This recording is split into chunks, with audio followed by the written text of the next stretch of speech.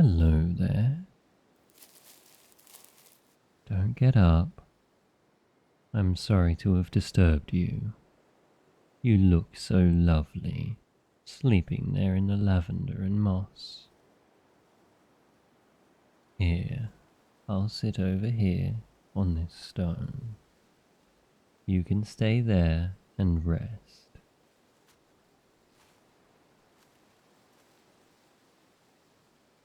We're so far from any village or road. You must have walked for so long. You must be so tired.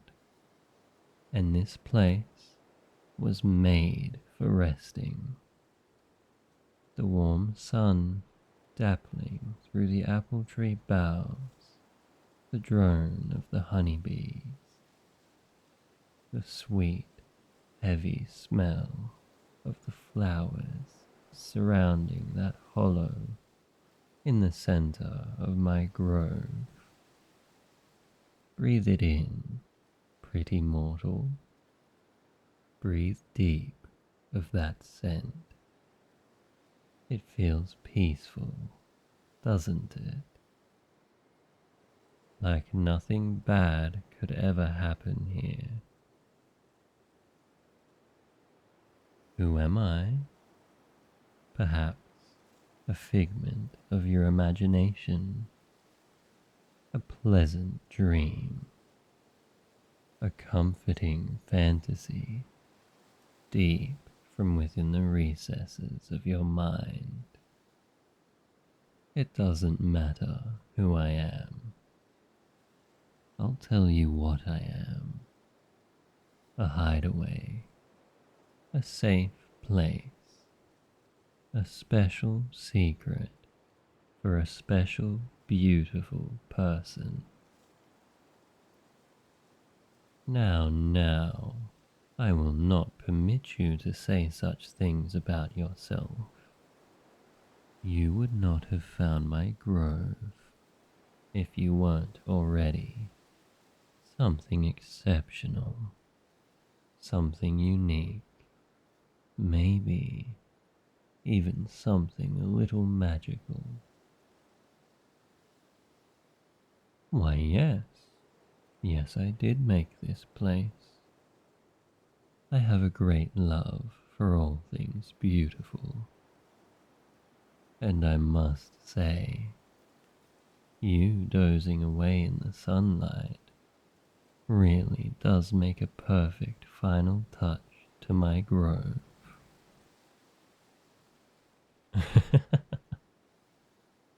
Oh, mortal, you have nothing to apologize for. I'm overjoyed that at last, after so long, a new worthy soul has found my little sanctuary. But if it is your desire to repay me, let us strike a deal. I shall forgive your trespass wholeheartedly, if you will agree to trust that I mean you no harm. Good, then we have a bargain. It's been... How do you humans count the time in this era? It's been seasons, winters, decades, since a mortal has laid themselves down to rest in my circle. I made it just for hearts like yours, that cried out for something more than the dull mundanity of mortal life and its endless cycle of work and exhaustion and hunger and then more work. Tell me, human, and tell the truth now. Haven't you ever sensed a deeper current beneath the shallow surface you mortals call real life? Hasn't your soul ever sung, your breath ever caught on an unexpected moment of beauty, a song that's lifted your heart, a moment that's awakened your joy just when you least expected it. I knew it. Oh, sweet mortal, you were meant to find this place. What a pity it is to see special creatures like you caught in the terrible trap of mortal life when you were meant for more.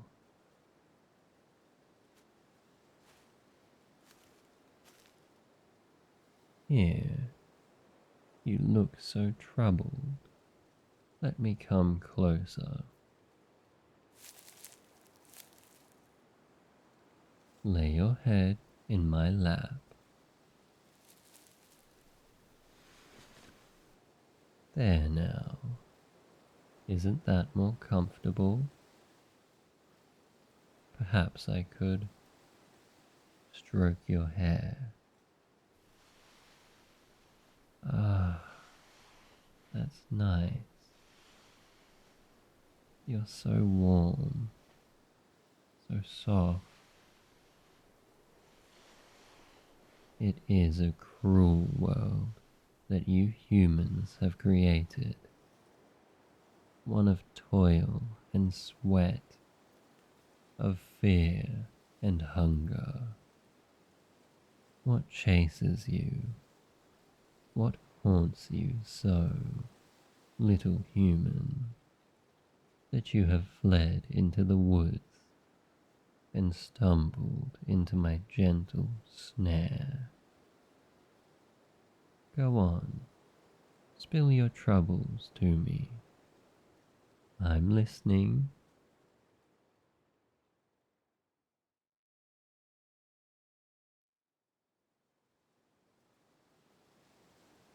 Ugh, what a heartless brute. I'd flay the villain alive if I could. But I cannot offer you vengeance in your world, little mortal. Only my sympathy and comfort. Listen, mortal, the soft trickle of the brook, the gentle call of the sparrow, singing a love song to her mate. Be at rest, mortal. Let me dry those tears on the soft fabric of my sleeve.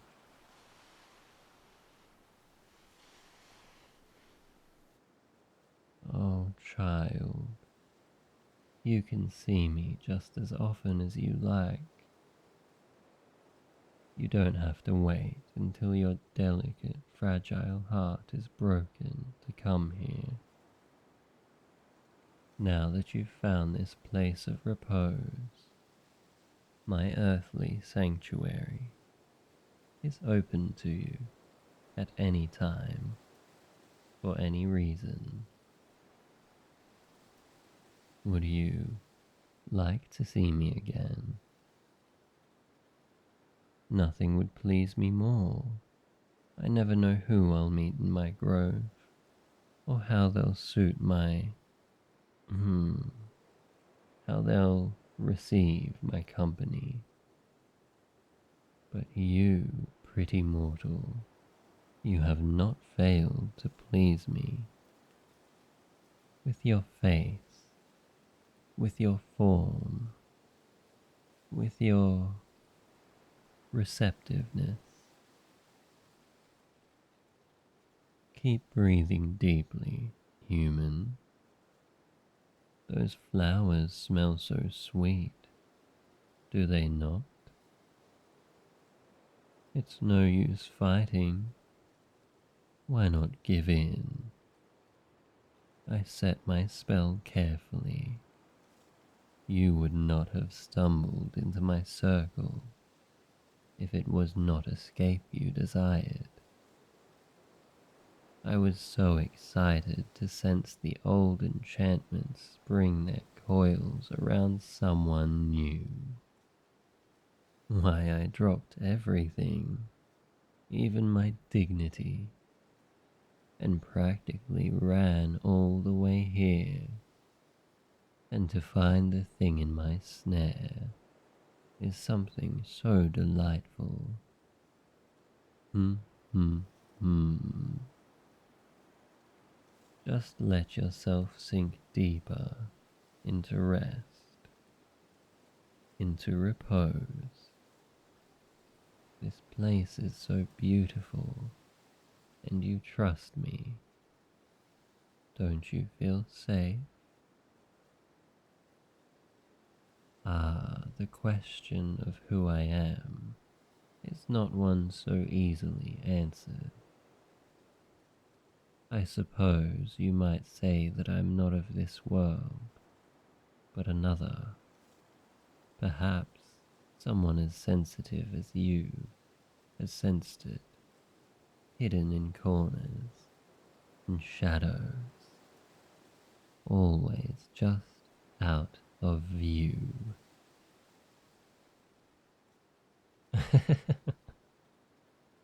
Oh dear mortal, I'm not a magician.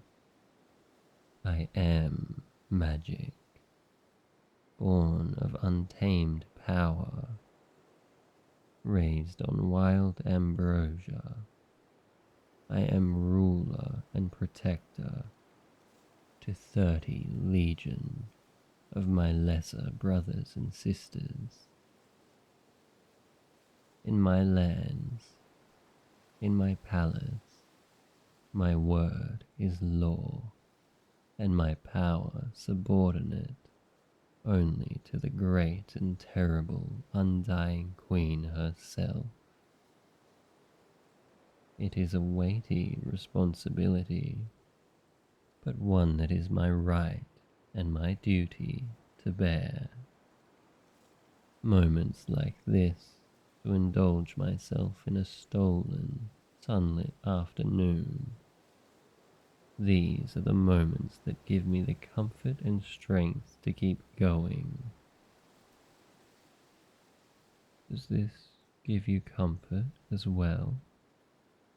My fingers running so lightly through your hair.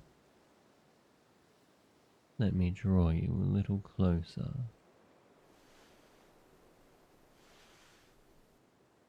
There now, no need to be embarrassed or shy. Go on, rest your tired head against my chest. Doesn't that feel good? So safe and protected within my arms. It feels wonderful to me, like holding a little sunbeam of my own. It's a great palace indeed, dear human, an edifice of marble and diamond that shines like a bonfire, rising from acres of lawn and labyrinth. Within, hundreds of servants and servitors, the best and most brilliant of their kind, their efforts bent to my service. This place, this grove, is a mere nip of my power, a hobby project, you might say. You would like to see my palace? Oh, my dear mortal, nothing would please me more than to show it to you. But, alas, I could not in good conscience bring you through to my world. Not unless... No, no, that's out of the question. Nothing. I must speak no further of it. Very well. My dear mortal, I told you I could not exact well-deserved vengeance upon your enemies in this world. It is the truth. The problem is, I could not defend you in my world either. I have no right, no claim over you, should someone else from my world attempt some assault or offense upon your person.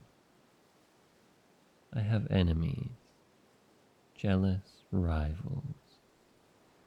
My own twin schemes daily to take everything that is mine, just for spite.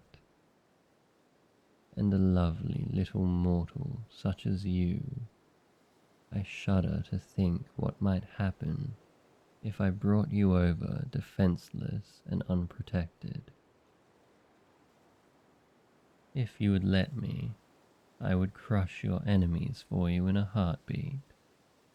See your honor and safety preserved and protected under my banner and my name. Would you like for me to do that? To take those vows over you? I am honored by your trust. Listen and say this back to me, that you may enter my realm and place yourself under my aegis and my guardianship freely and of your will. Good. And I vow, oh, why my dear, I've completely neglected introductions. Before I make this vow, you must give me your name. Oh, human. Oh, sweet, gentle soul. What a lovely name you've given me. Human, this I vow. Know that I'll protect you and guard you from anyone who tries to take you away from me against my will. And I will take revenge on anyone who dares to touch what is mine.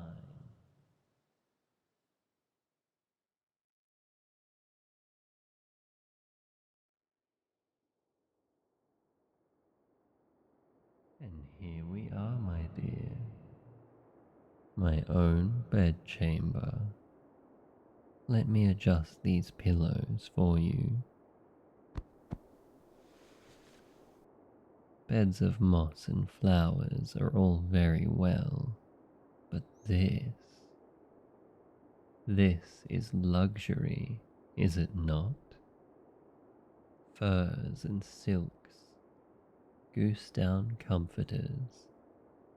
The court of winter holds many such pleasures, which I shall share with you generously. Ah, you look just as soft and sunlit in my bed as you did in my grove trap, dear mortal. I knew that you would. Shh.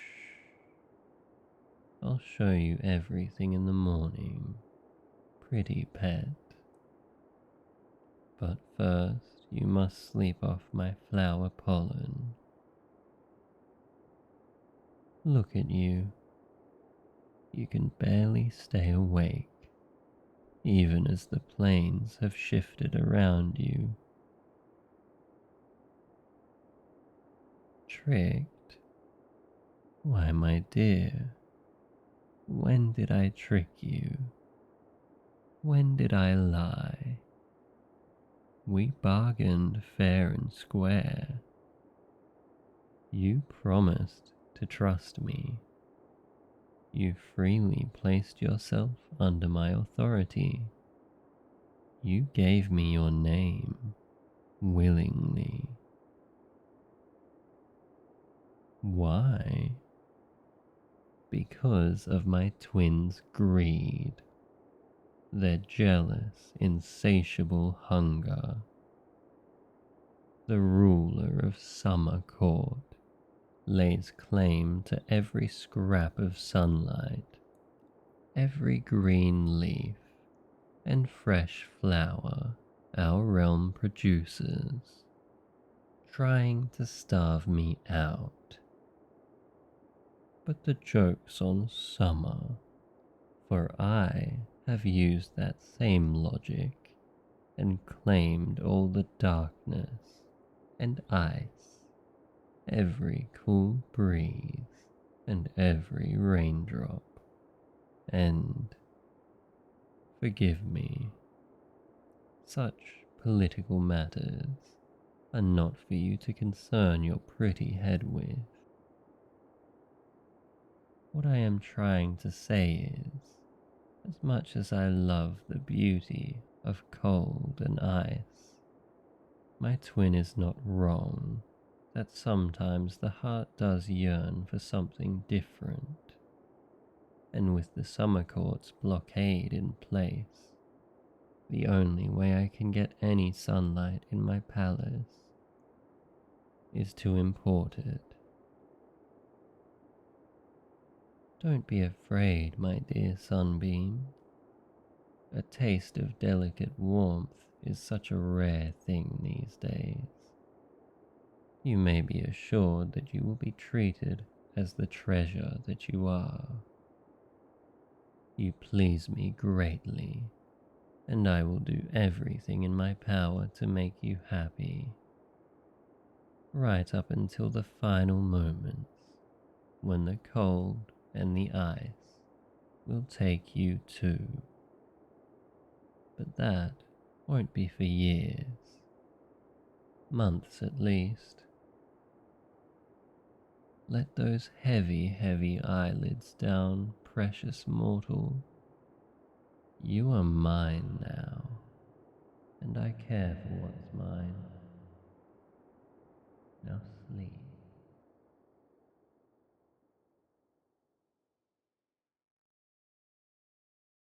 Hey you. Thanks for listening to the end. I'd like to thank Plain Jane Writing on Reddit for the script. If you enjoyed this audio, remember to like, subscribe, and leave a comment. I love seeing them, and I try to respond to as many as possible. Anyway, see you later.